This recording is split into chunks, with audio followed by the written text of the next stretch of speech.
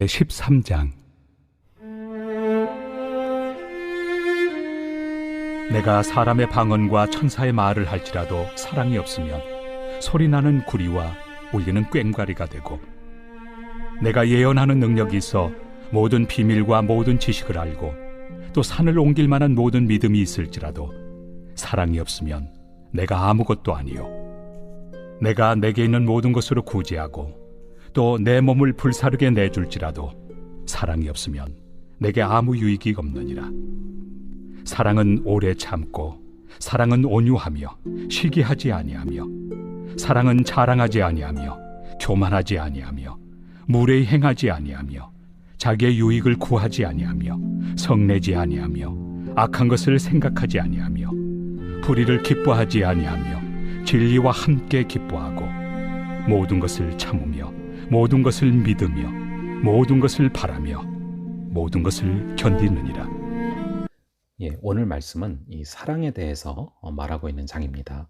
바로 앞절에 나오는 12장 31절에 너희는 더욱 큰 은사를 사모하라. 내가 또한 가장 좋은 길을 너에게 보이리라.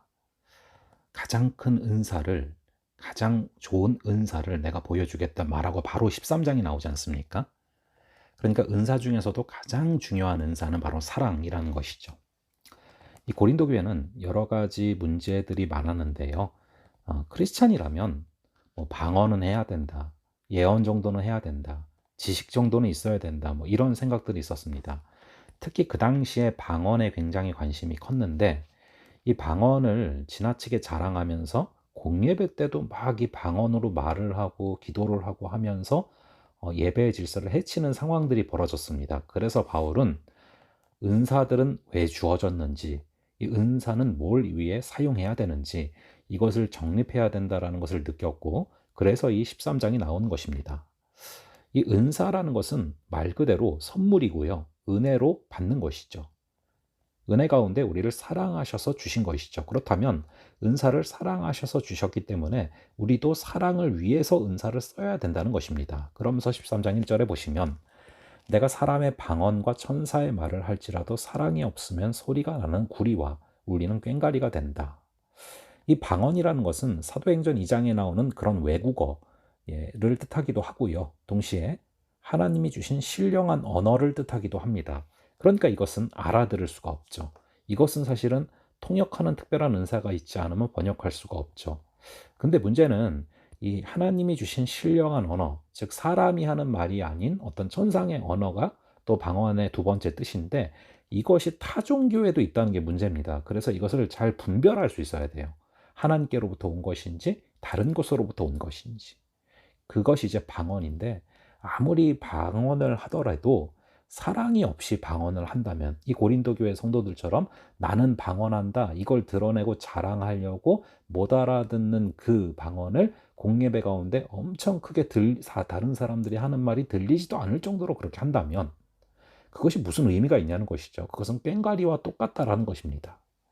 2절에 보시면 내가 예언하는 능력이 있어서 모든 비밀과 모든 지식을 알고 또 산을 옮길 만한 모든 믿음이 있을지라도 사랑이 없으면 내가 아무것도 아니다. 여러분, 예언이라는 것은 첫 번째로는 미래를 진짜 예언하는 것을 말하고요, 두 번째로는 하나님의 일을 풀어서 말하는 것을 뜻합니다. 쉽게 말하면 설교죠. 근데 아무리 설교하는 능력이 있다고 할지라도 사랑이 없는 설교는 잘해봤자 무슨 의미가 있겠냐, 그런 얘기를 하는 것입니다. 그러니까 여러분, 사랑이 없으면 2절에 보니까 내가 아무것도 아니라는 것이죠. 그러니까 내가 대단한 사람인 것처럼 생각하지 말라는 얘기입니다. 하나님이 쓰시니까 하는 거지. 하나님께서 쓰시는 그 사랑이 있어서 하는 것이지 내가 대단해서 하는 것이 아니다라는 것을 말하고 있는 것이죠. 그래서 여러분, 그래요. 이 설교라는 것도 그렇습니다. 아무리 이것을 하나님이 주시는 능력으로 할지라도 이것은 그냥 하나님이 주셔서 하시는 것이지 내가 어떠한 잘남이 있어서 하는 게 절대 아니라는 것이죠. 단적으로 여러분, 아무리 설교를 하다가도 하나님께서 그 가운데서 생명을 허락하지 않으시면 할 수가 없어요. 끝까지 이어질 수가 없는 것입니다. 그냥 예를 들어서 설교를 하다 갑자기 배가 아프다. 그러면은 설교를 이어갈 수 없는 것이죠. 그러니까 여러분, 사랑이 없으면은 결국에는 아무 의미가 없고, 또 하나님의 도우심이 없으면은 내가 아무것도 아닌 겁니다. 그것을 말을 하고 있고요.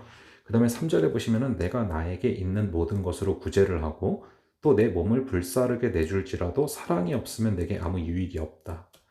여러분, 사랑이 없는 열심이 문제죠.